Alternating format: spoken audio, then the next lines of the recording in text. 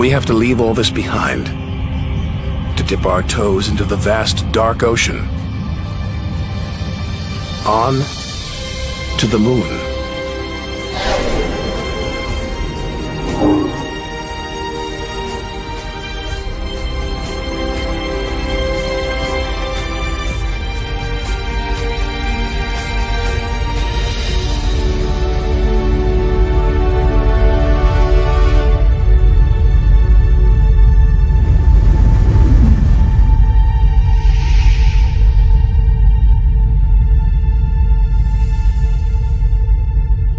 Dozens of astronauts have come this way before us. 12 walked on the moon itself. Just 250,000 miles from home. 3 days by spacecraft.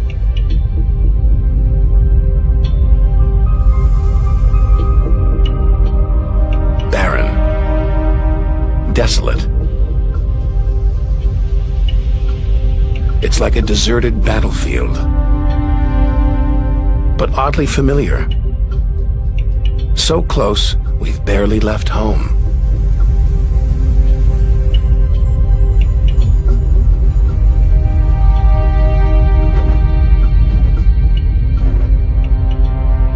Neil Armstrong's first footprints. Looks like they were made yesterday. There's no air to change them. They could survive for millions of years. Maybe longer than us.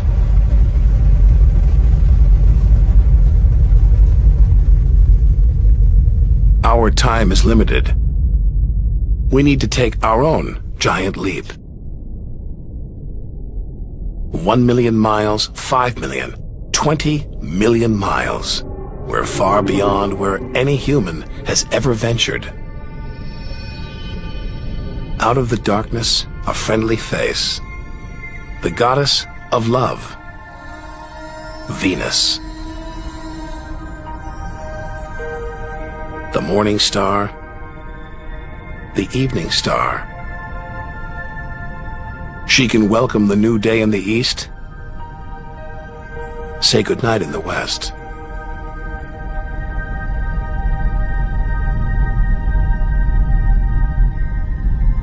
A sister to our planet, she's about the same size and gravity as Earth. We should be safe here. But the Venus Express space probe is setting off alarms. It's telling us these dazzling clouds, they're made of deadly sulfuric acid. The atmosphere is choking with carbon dioxide.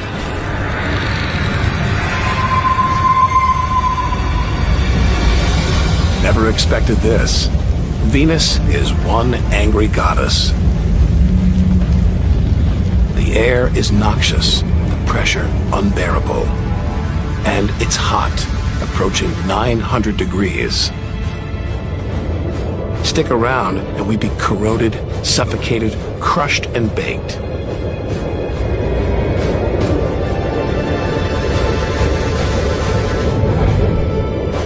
Nothing can survive here.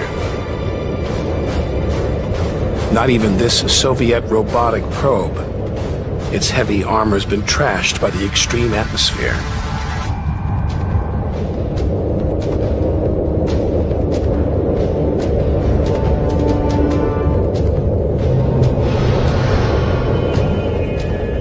So lovely from Earth. Up close, this goddess is hideous.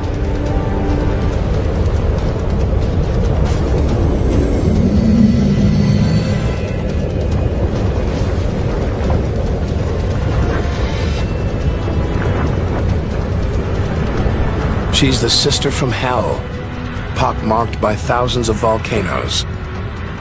All that carbon dioxide is trapping the sun's heat. Venus is burning up. It's global warming gone wild. Before it took hold, maybe Venus was beautiful, calm, more like her sister planet Earth. So this could be Earth's future.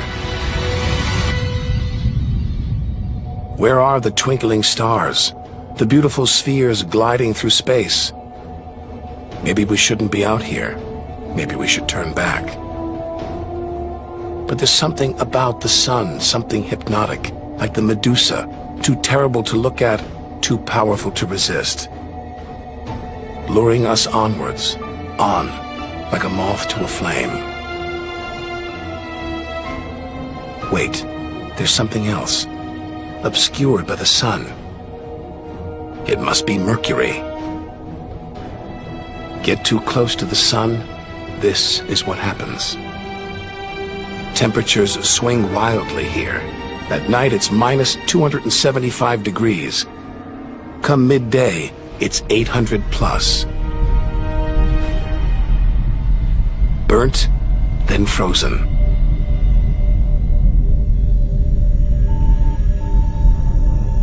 The Messenger space probe is telling us something strange.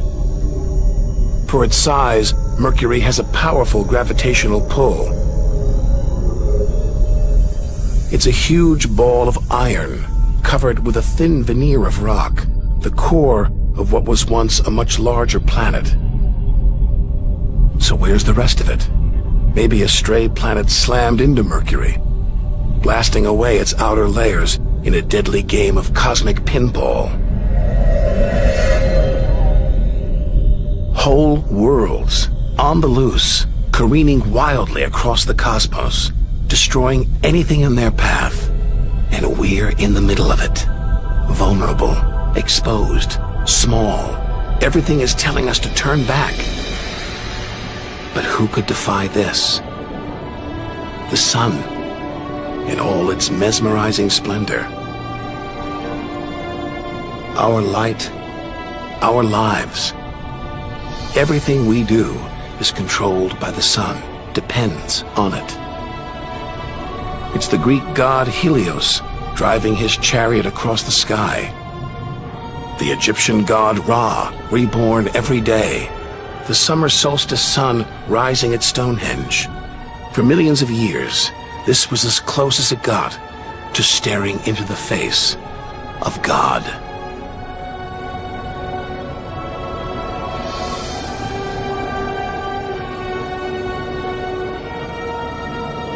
It's so far away. If it burned out, we wouldn't know about it for 8 minutes. It's so big, you could fit 1 million Earths inside it.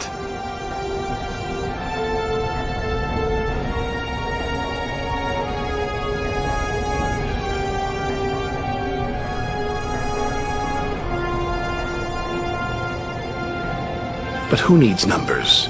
We've got the real thing. We see it every day, a familiar face in our sky. Now, up close, it's unrecognizable. A turbulent sea of incandescent gas. The thermometer pushes 10,000 degrees. Can't imagine how hot the core is. Could be tens of millions of degrees.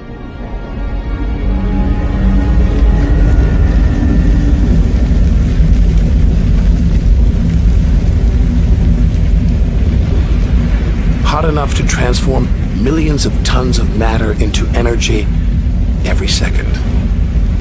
More than all the energy ever made by mankind. Dwarfing the power of all the nuclear weapons on Earth. Back home we use this energy for light and heat. But up close, there's nothing comforting about the sun. Its electrical and magnetic forces erupt in giant molten gas loops. Some are larger than a dozen Earths, more powerful than 10 million volcanoes.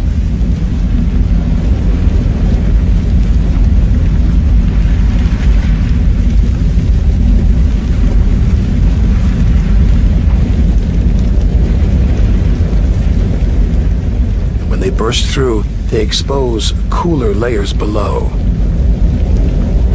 making sunspots. A fraction cooler than their surroundings, sunspots look black, but they're hotter than anything on Earth. And massive, up to 20 times the size of Earth.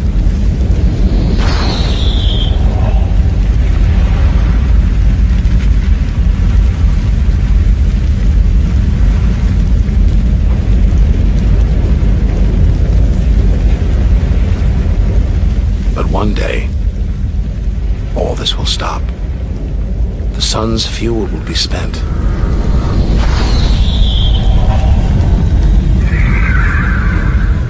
And when it dies, the Earth will follow.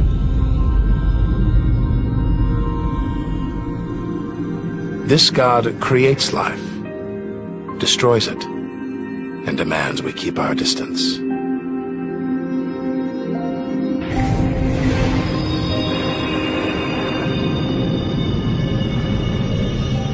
This comet strayed too close.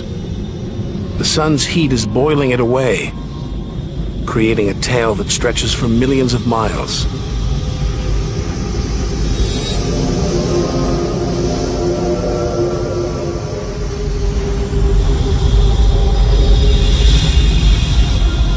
It's freezing in here. There's no doubt where this comet's from, the icy wastes of deep space. But all this steam, geysers and dust, it's the sun again, melting the comet's frozen heart. Strange, a kind of vast, dirty snowball covered in grimy tar. Tiny grains of what looks like organic material preserved on ice since who knows when. Maybe even the beginning of the solar system. Say a comet like this crashed into the young Earth billions of years ago. Maybe it delivered organic material and water, the raw ingredients of life. It may even have sown the seeds of life on Earth that evolved into you and me.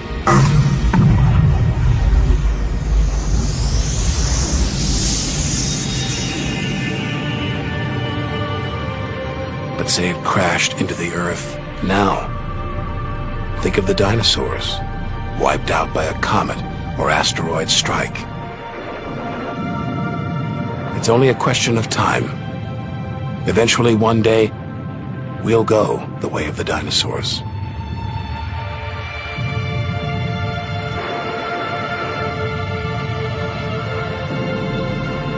If life on Earth was wiped out, we'd be stuck out here, homeless, adrift in a hostile universe. We need to find another home. Among the millions, billions of planets, there must be one that's not too hot, not too cold, with air, sunlight, water. Where, like Goldilocks, we could comfortably live.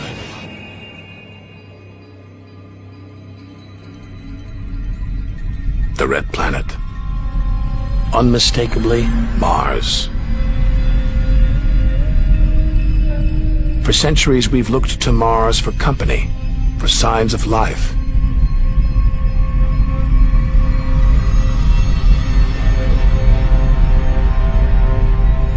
Could there be extraterrestrial life here? Are we ready to rewrite the history books, to tear up the science books, to turn our world upside down? What happens next could change everything.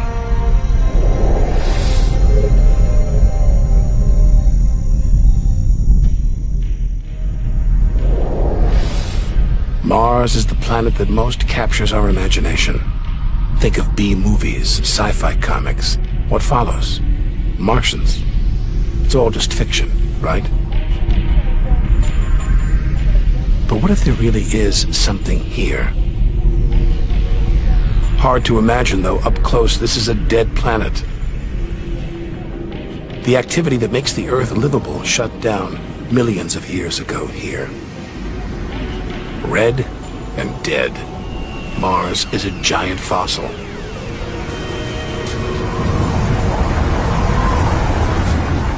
Wait. Something is alive. A dust devil. A big one. Bigger than the biggest twisters back home. There's wind here. And where there's wind, there's air. Could that air sustain extraterrestrial life?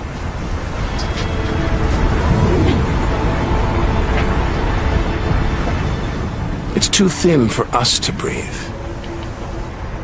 And there's no ozone layer. Nothing to protect us against the sun's ultraviolet rays. There is water, but frigid temperatures keep it in a constant deep freeze. It's hard to believe anything could live here. Back on Earth, there are creatures that survive in extreme cold, heat, even in the deepest ocean trenches. It's as though life is a virus. It adapts, spreads. Maybe that's what we're doing right now, carrying the virus of life across the universe. Even in the most extreme conditions, life usually finds a way. But on a dead planet, with no way to replenish its soil, no heat to melt its frozen water,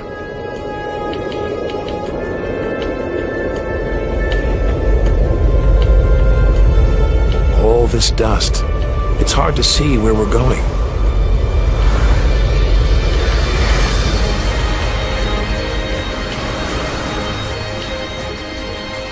Olympus Mons, named after the home of the Greek gods, a vast, ancient volcano, 3 times higher than Everest.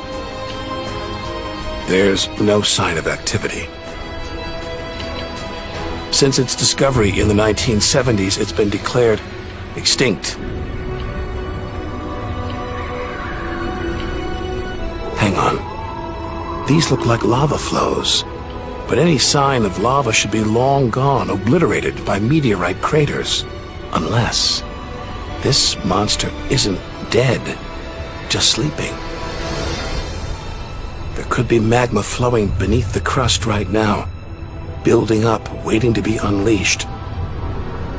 Volcanic activity could be melting frozen water in the soil, pumping gases into the atmosphere, recycling minerals and nutrients, creating all the conditions needed for life.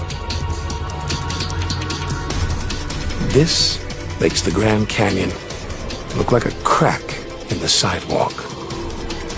Endless desolation, so vast it would stretch all the way across North America. But here, signs of activity, erosion, and what looks like dried up riverbeds. Maybe volcanic activity melted ice in the soil, sending water gushing through this canyon. Underground volcanoes could still be melting ice, creating water. And where there's water, there could be life.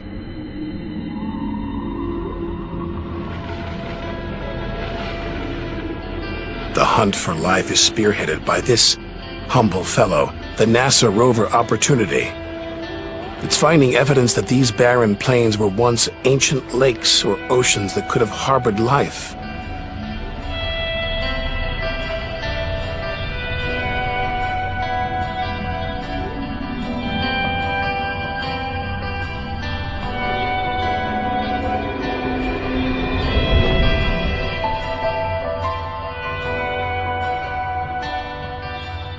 Look at those gullies. Probes orbiting Mars keep spotting new ones. More proof that Mars is alive and kicking. That water is flowing beneath its surface right now. Water that could be sustaining Martian life.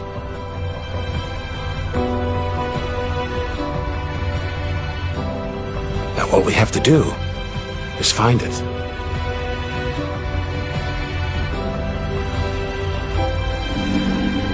Maybe we've already found what we're looking for on Earth. Some think that life started here and then migrated to Earth.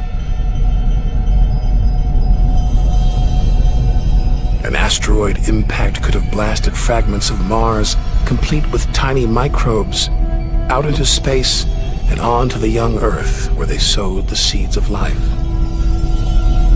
No wonder we find Mars fascinating. This could be our ancestral home. It could be we are all Martians. The Mars we thought we knew is gone, replaced by this new active changing planet. And if we don't know Mars, our next-door neighbor, how can we imagine what surprises lie ahead?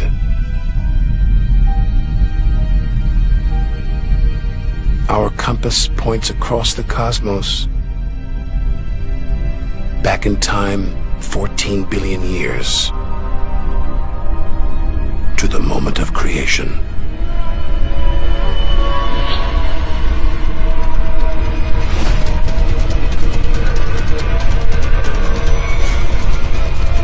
This is getting scary. It's like being inside a giant video game.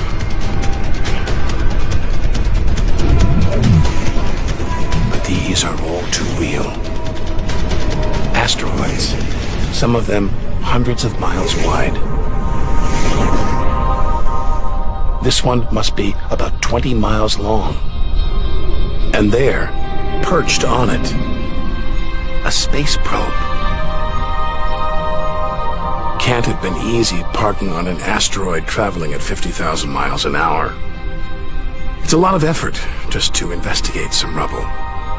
Rubble that regularly collides, breaks up, and rains down on Earth as meteorites. Our ancestors saw shooting stars as magical omens, and they were right. Rubble like this came together to make the planets, including our own. Pretty magical. By dating the meteorites found on Earth, we can tell the planets were born 4.6 billion years ago. These are the birth certificates of our solar system. For some reason, these rocks didn't form into a planet. Something must have stopped them. Something powerful.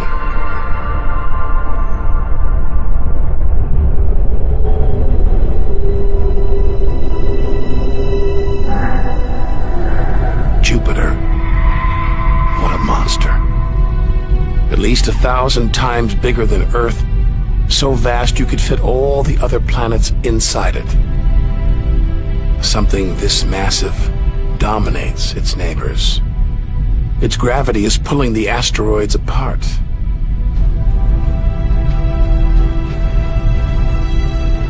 And it's breathtaking.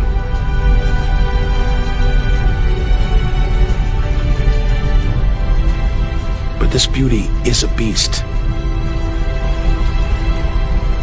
It's almost all gas. Land here and we'd sink straight through its layers into oblivion.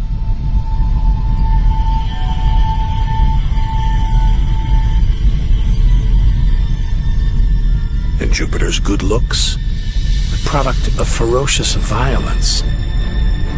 It's spinning at an incredible rate, whipping up winds to hundreds of miles an hour, contorting the clouds into stripes, eddies, whirlpools. And this, the legendary Great Red Spot. The biggest, most violent storm in the solar system. At least 3 times the size of Earth, it's been raging for over 300 years. All these churning clouds must have sparked an electrical storm. Just one bolt is 10,000 times more intense than any at home.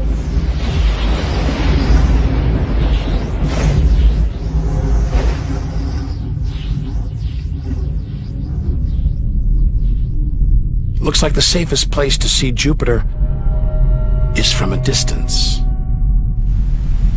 Up there at the poles, those dancing lights, they're like the auroras back home. But the Geiger counter is going wild. Even these are deadly, generated by lethal radiation.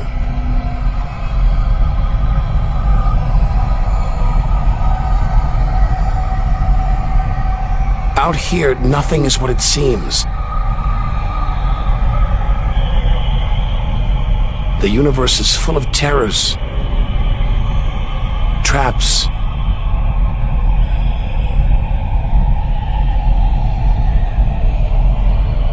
Maybe this is a safe haven. The multicolored moon Io.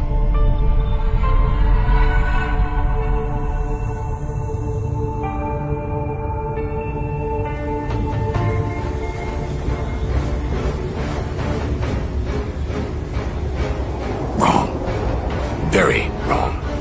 Those brilliant colors are molten rock, volcanoes, spewing lava.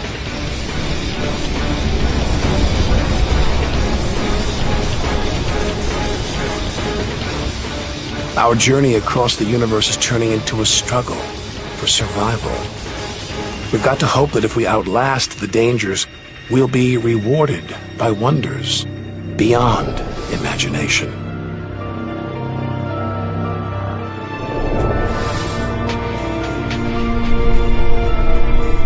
"400 million miles from Earth.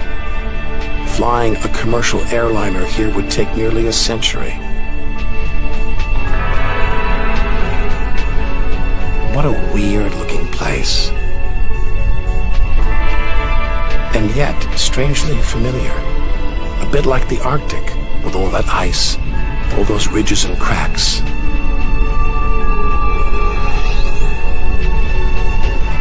It's Jupiter's moon, Europa. And maybe like the Arctic, this ice is floating on water, liquid water. But we're 500 million miles from the sun. Surely Europa is frozen solid.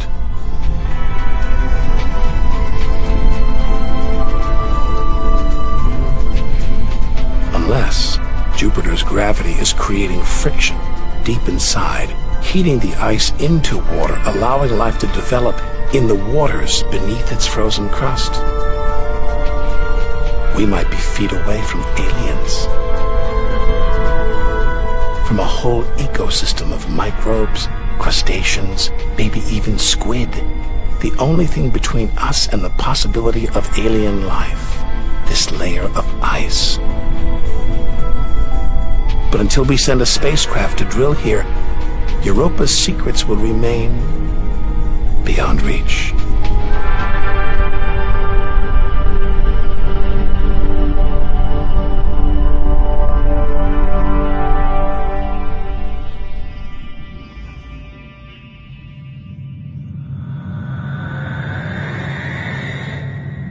It's captivated our imaginations, haunted our dreams. And here it is, spinning before our eyes.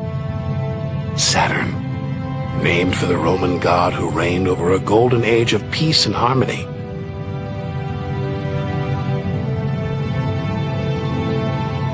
This planet's a giant ball of gas, so light it would float on water. Its spectacular rings would stretch almost from Earth to the moon.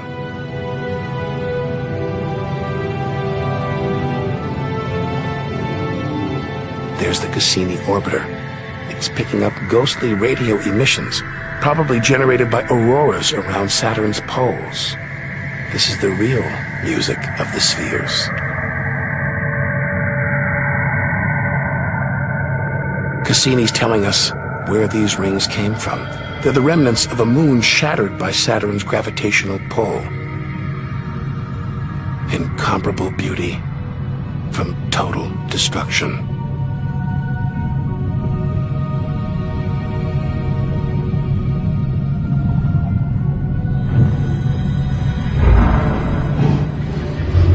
Billions of shards of ice, some as small as ice cubes, others the size of houses. They collide, break apart, reassemble. It's like a snapshot of our early solar system. As dust and gas orbited the newly born sun, and gravity worked its magic, pulling the lumps together until from space trash like this, our home emerged.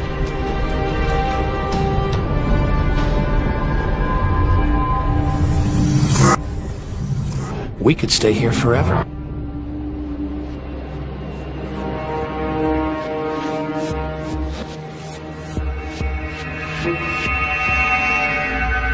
But there's so much further to go. So much more to see. Like this moon wrapped in thick clouds. Titan.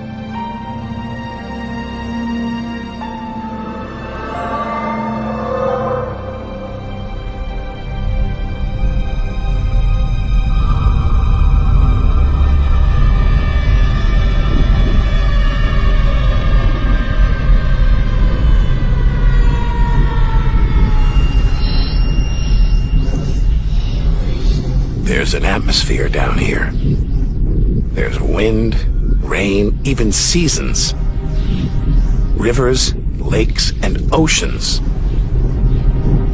It looks so familiar, so similar to Earth.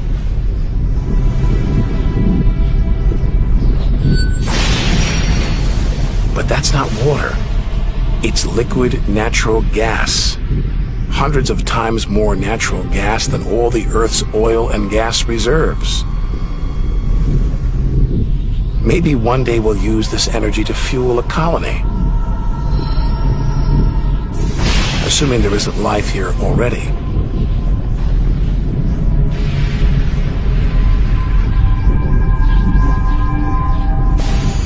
The Huygens space probe is here to find out. It's telling us there's organic material in the soil. But it's so cold, minus 300 degrees. There's no way life could develop. Unless Titan warms up. The sun is supposed to get hotter. When it does, maybe life will spring up here, just like it did on Earth. And as the Earth gets too hot for us, maybe we'll move to Titan. One day we might call this distant land home.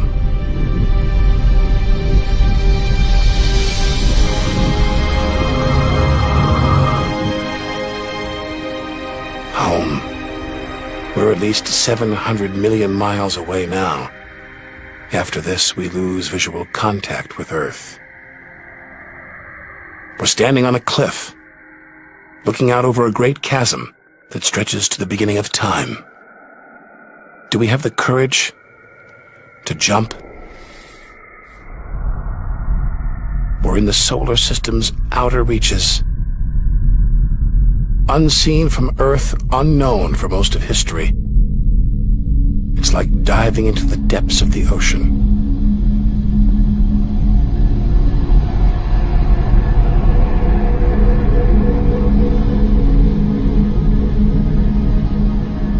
Those rings make it look like Uranus has been tilted off its axis, toppled over by a stray planet.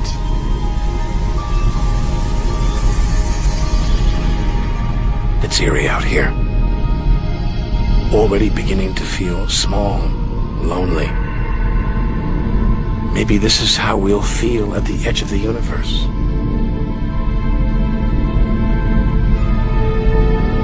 But we've barely left the shore. If the solar system was 1 mile wide, so far we've traveled about 3 inches.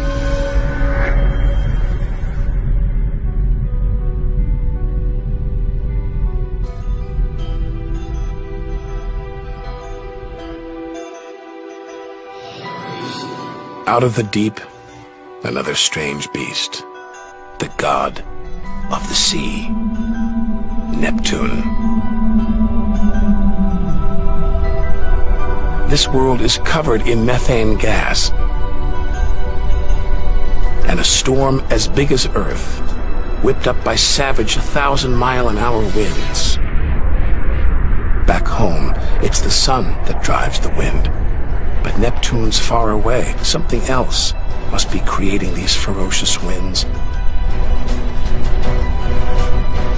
But what? We know very little about our own solar system.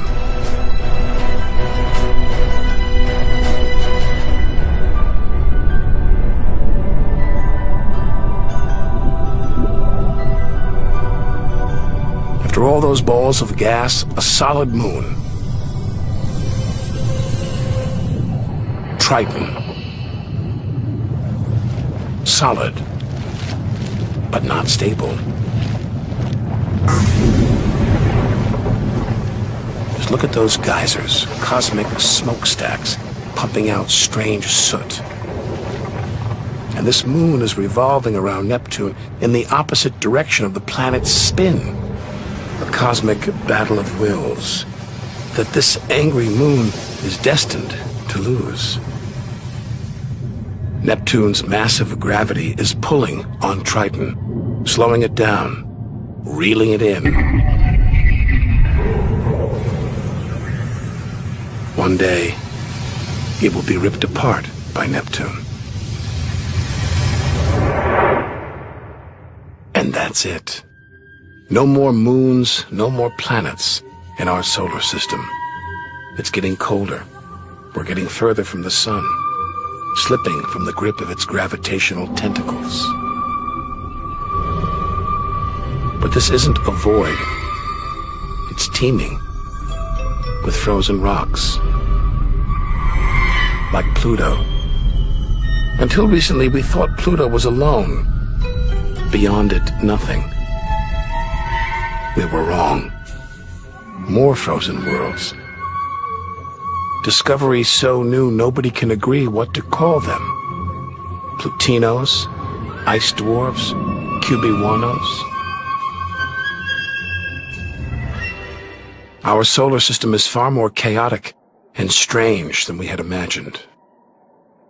Now we're 8 billion miles from home. The most distant thing ever seen that orbits the sun.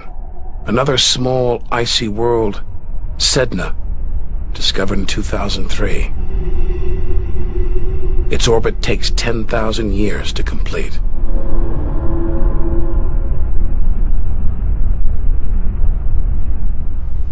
Hang on. There's something else out here. 10 billion miles from home, the space probe Voyager 1. This bundle of aluminum and antennae give us close-up views of the giant planets and discovered many of their strange moons. It's traveling 20 times faster than a bullet, sending messages home.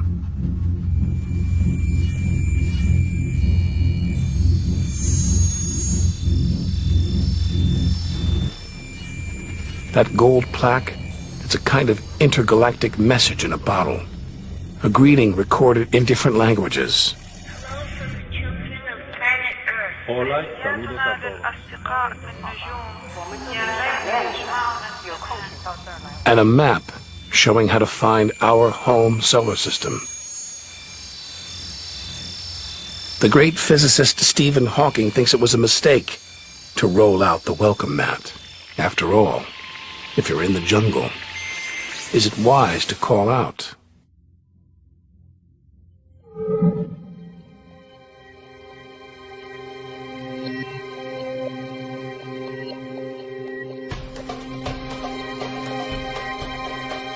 These comets look like the ones we saw earlier.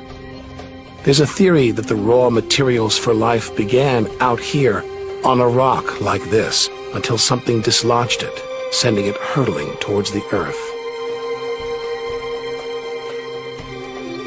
And seeing all this ice, maybe comets carried water to Earth too. The water in the oceans, in your body. All from this distant celestial ice machine.